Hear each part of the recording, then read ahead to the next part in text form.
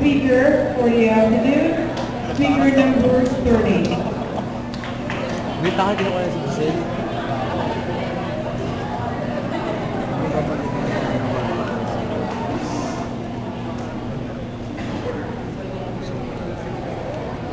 Sorry, 29. My apologies. Speaker number 29. As an STI student, what will you do to become globally competent? I'll repeat the question. As an STI student, what will you do to become globally competent?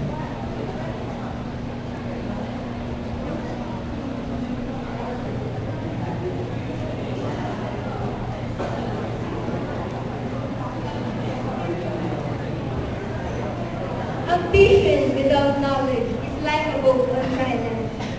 I believe that education is the key to our success. We just need to have the power, the skills, the knowledge, and the perseverance to succeed.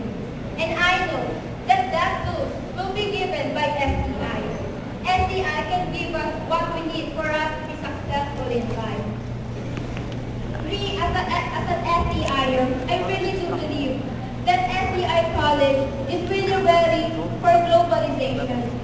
Because STI also molds their students to be competitive enough, to be knowledgeable enough, to be stronger enough, and to be ready for their future endeavors.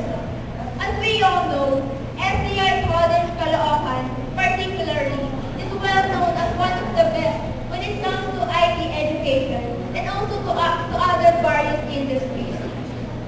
Because STI can produce quality graduates that spread across 7 continents. STI provided excellent and quality education, where we are recognized as the premier provider of IT practitioners. Evident through the partnership of STI to one of the biggest Canadian telecommunications companies, the TELUS, last May 2012.